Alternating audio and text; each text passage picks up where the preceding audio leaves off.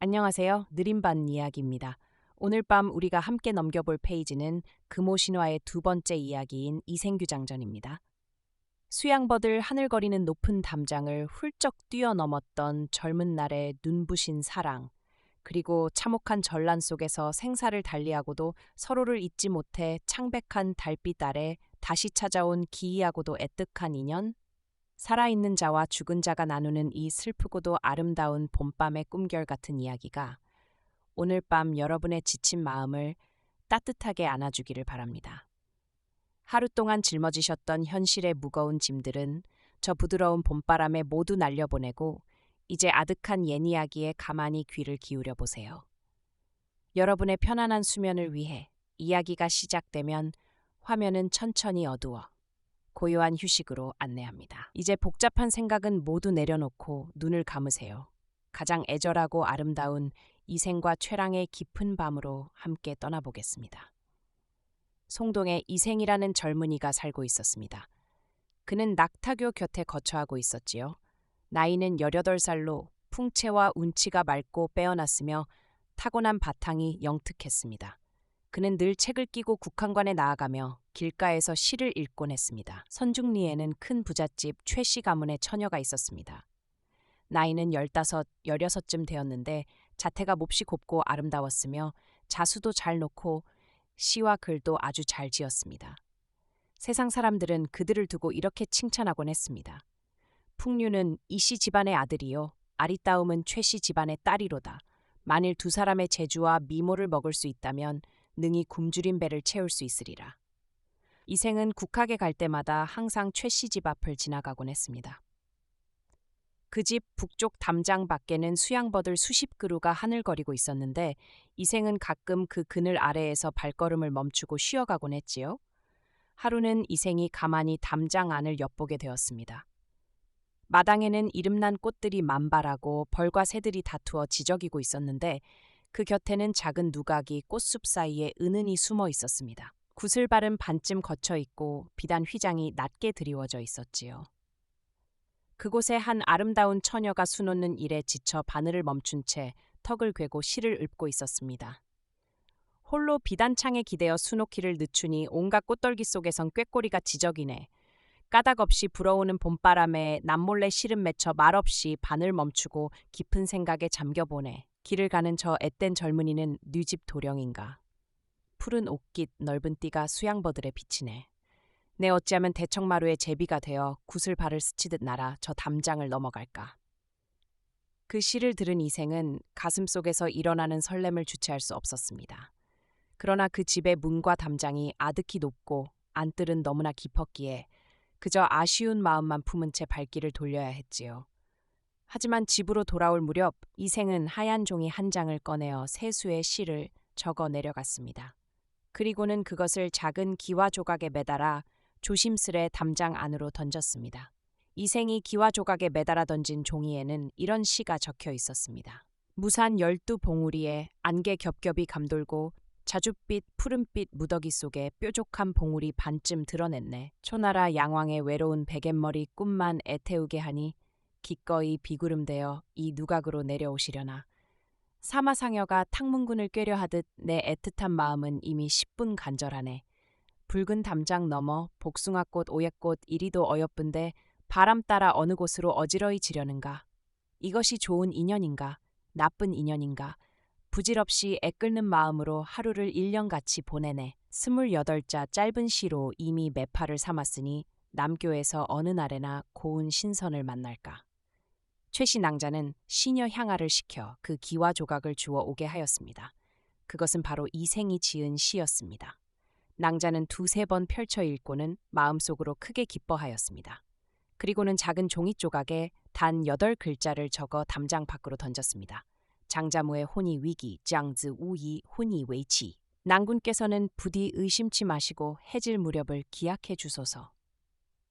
이생이 그 말대로 땅거미가 질 무렵 다시 그곳으로 가보니 홀연 복숭아꽃 한 가지가 담장을 넘어 흔들거리는 그림자가 보였습니다.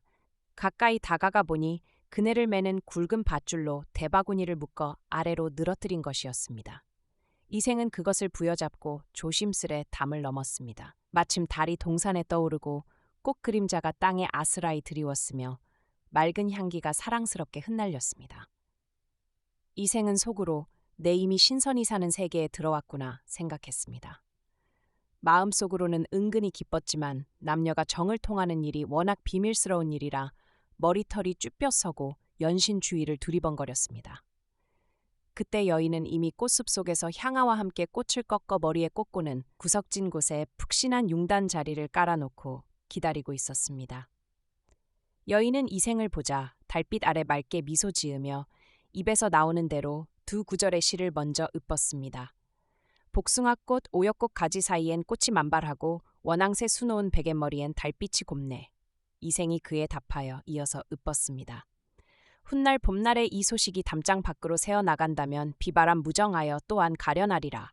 그러자 여인은 정색을 하며 말했습니다. 저는 본래 낭군과 더불어 평생토록 아내의 도리를 다하며 영원히 즐거움을 맺고자 하였거늘 낭군께서는 어찌 시작도 전에 이리 서둘러 나약한 말씀을 하십니까? 저는 비록 아녀자이나 마음이 태연한데 대장부의 굳센 의기로 어찌 그런 도망칠 말씀을 하신단 말입니까?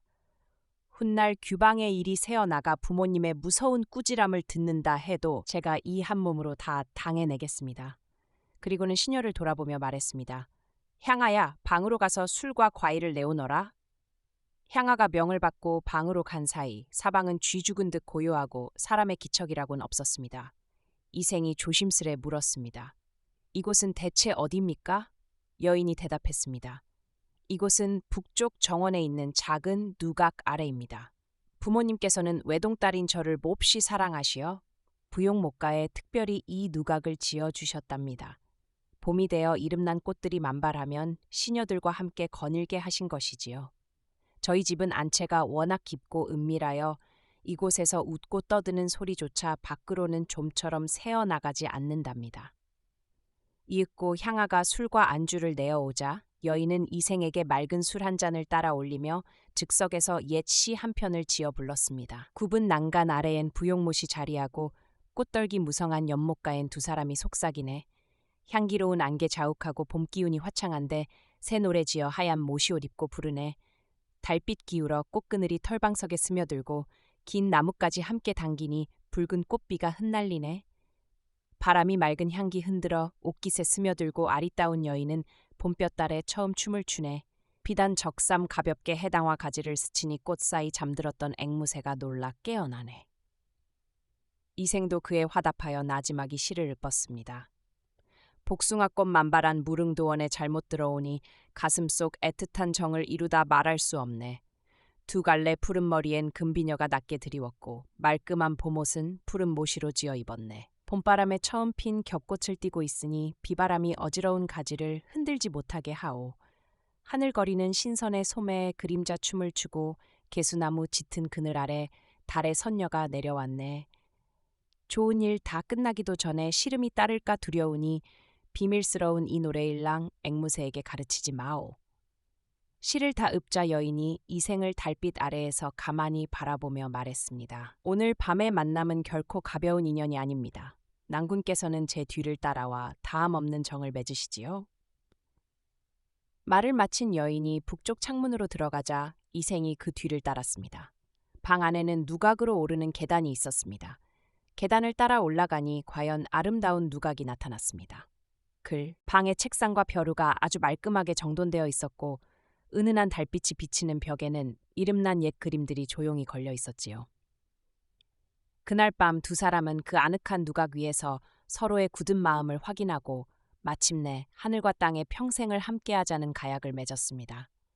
깊고 고요한 봄밤, 수양버들 가지 사이로 비치는 달빛 아래 두 사람의 애틋하고도 눈부신 사랑은 그렇게 깊어만 갔습니다. 이생은 그날 이후로 매일같이 해가 저물면 담장을 넘어 여인의 누각을 찾아갔고 새벽이 밝아올 무렵이면 다시 담장을 넘어 집으로 돌아갔습니다. 비록 아무도 모르는 비밀스러운 만남이었으나 두 사람은 서로를 향한 깊은 사랑 속에서 매일 밤 꿈결 같은 시간을 보냈습니다. 그렇게 꿈 같은 나날이 이어지던 어느 날이었습니다. 이생의 아버지는 아들이 매일 밤늦게 돌아오는 것을 수상히 여겨 크게 꾸짖었습니다. 네가 아침에 나가서 밤늦게 돌아오니 필시 못된 사람들과 어울려 방탕한 짓을 하는 게로구나. 남의 집 담장이라도 넘었다가 발각되면 우리 가문에 큰 누를 끼칠 것이다. 아버지는 이생을 멀리 영남 지방으로 쫓아버리고 친척들의 감시를 받으며 학업에만 전념하게 하였습니다. 이생이 떠나고 밤이 되어도 그가 오지 않자 최씨 낭자는 그만 깊은 병이 나고 말았습니다. 식음을 전폐하고 침상에 누워 시름시름 앓더니 이내 말조차 제대로 하지 못할 지경이 되었지요. 외동딸이 죽어가는 모습을 보며 부모가 애가 타서 그 연유를 묻자 낭자는 마침내 이생과 주고받았던 시구들을 꺼내 보여주며 눈물로 고백했습니다. 이생과 맺은 깊은 정이 이미 뼈에 사무쳐 이제 그를 보지 못하면 제 목숨은 끊어지고 말 것입니다. 그 애절한 마음에 부모도 더는 딸을 꾸짖지 못하고 서둘러 매파를 이생의 집으로 보냈습니다. 처음에는 이생의 아버지가 가세가 기울어 부끄럽다며 거절하였으나 최씨 집안에서 혼수와 모든 예를 다 갖추겠다며 간곡히 청하자 마침내 두 사람의 혼인을 허락했습니다. 먼 길을 돌아 다시 만난 두 사람은 마침내 정식으로 부부의 연을 맺었습니다.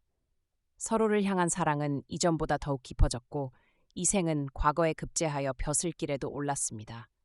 두 사람 앞에는 찬란하고 행복한 봄날만 영원히 계속될 것 같았습니다. 그러나 운명은 참으로 가혹했습니다. 어느 해 붉은 수건을 두른 홍건적의 무리가 압록강을 건너 도성을 침략해온 것입니다. 임금은 남쪽으로 피난을 떠났고 온 나라는 끔찍한 전란의 소용돌이에 휩싸였습니다. 참혹한 전쟁 속에서 백성들은 사방으로 흩어졌고 이생과 최씨 낭자 또한 도적대를 피하려다 그만 뿔뿔이 흩어지고 말았습니다. 이생은 험한 산속으로 숨어 겨우 목숨을 건졌으나 가찔픈 낭자는 미처 도망치지 못하고 도적의 칼날에 사로잡히고 말았습니다. 도적이 낭자를 겁탈하려 하자 낭자는 매서운 소리로 꾸짖었습니다. 짐승만도 못한 놈들아, 차라리 날 죽여 삼켜버려라. 내 어찌 개돼지 같은 놈들에게 짝이 되겠느냐. 그 서슬퍼런 정조 앞에 도적은 결국 잔인한 칼을 휘둘렀고 아름답던 낭자는 차가운 흙바닥 위에서 애처로운 목숨을 잃고 말았습니다. 전란이 물러간 뒤 이생은 황량해진 고향 송도로 돌아왔습니다. 옛집에 이르러 보니 집은 이미 참혹한 잿더미가 되어 쓸쓸한 빈터만 남아있었지요. 이생은 쥐 죽은 듯 고요한 폐허에서 슬픔을 이기지 못하고 작은 방에 홀로 앉아 눈물을 흘렸습니다. 그때 밤이 깊어 달빛이 희미하게 비치는데 어디선가 가벼운 발걸음 소리가 들려왔습니다. 발소리는 멀리서부터 차츰 가까워지더니 이내 이생의 앞에 한 여인이 나타났습니다. 바로 그토록 그리워하던 최씨 낭자였습니다. 이생은 그녀가 이미 이승의 사람이 아닌 귀신인 줄 알면서도 두려움보다는 반가움과 슬픔이 앞서 뛰어나가 물었습니다. 낭자, 그동안 어디로 피난하여 목숨을 보전하였소? 여인이 이생의 손을 잡고 통곡하며 지난날에 참혹했던 일들을 털어놓았습니다. 저는 본디 양가의 딸로 태어나 어릴 적부터 귀중의 훈육을 받으며 자랐습니다. 그러다 우연히 낭군을 뵙게 되어 붉은 담장 너머로 시를 주고받으며 평생의 가약을 맺었지요. 낭군과 백년해로를 기약하였건만 뜻밖의 붉은 수건을 두른 도적대를 만나 그만 짐승 같은 놈들의 칼날에 목숨을 잃고 말았습니다. 비록 육신은 진흙 속에 찢겨 흩어졌으나 제 마음만은 끝내 낭군을 향한 맹세를 저버리지 않았습니다. 저승의 명부에서도 저의 억울함과 굳은 절개를 굽어 살펴 다시금 이승으로 돌아와 낭군과 못다한 인연을 이어가도록 허락해 주셨답니다. 이생이 눈물을 닦으며 기뻐하여 말했습니다. 나 또한 낭자를 잃고 들판을 헤매며 목숨만 연명해 왔으나 오직 낭자를 다시 만날 날만 기다렸소. 이제 일이 돌아와 주었으니 우리 다시 예전처럼 함께 살아갑시다.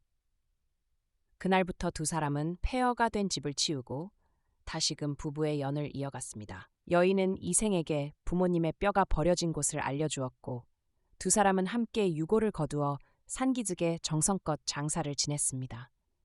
비록 여인은 귀신이었으나 이생은 조금도 의심하거나 두려워하지 않았고 두 사람은 세상의 모든 일을 잊은 채 오직 서로만을 아끼며 몇 년의 세월을 꿈결처럼 보냈습니다. 그러던 어느 날 저녁이었습니다. 여인이 옥으로 만든 잔에 맑은 술을 가득 부어 이생에게 올리며 굵은 눈물방울과 함께 애끓는 노래를 불렀습니다. 싸움터엔 붉은 피가 넘쳐나고 바람은 차가운데 티끌 가득한 풀숲에 흩어진 꽃잎들, 무산의 신녀가 고당에 다시 내려오듯 깨어진 거울 다시 합쳐져 옛 정을 나누었네. 이제 다시 이승과 저승으로 갈라져야 하니 아득한 하늘가에 맺힌 하늘 뉘에게 호소하리. 노래를 마친 여인이 애타게 흐느끼며 말했습니다. 낭군님, 3번의 좋은 인연도 이제 마침내 끝이 났습니다. 저승의 법은 엄격하여 더 이상 인간 세상에 머물 수가 없답니다. 부디 제 남은 뼈를 거두어 비바람을 맞지 않게 잘 묻어주소서. 이생이 통곡하며 말했습니다. 내 차라리 낭자와 함께 저승으로 갈지언정 어찌 홀로 이 세상에 남아 살아갈 수 있겠소? 여인이 슬프게 고개를 저으며 대답했습니다. 낭군께서는 아직 이승의 수명이 남아 있으니 부디 건강히 오래 사시다가 훗날 다시 만나기를 기약하소서. 말을 마친 여인의 모습은 이내 희미해지더니 마침내 밤안개처럼 흔적도 없이 사라져버렸습니다.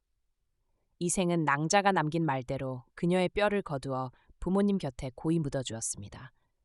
그러나 그 후로 이생은 낭자를 향한 짙은 그리움과 깊은 슬픔을 이기지 못하고 깊은 병을 얻고 말았습니다. 그는 몇 달을 시름시름 앓다가 결국 사랑하는 아내의 뒤를 따라 세상을 떠나고 말았습니다. 이 슬프고도 기이한 이야기를 전해 들은 사람들은 모두 눈물을 흘리며 두 사람의 애절한 사랑을 오래도록 슬퍼했다고 합니다.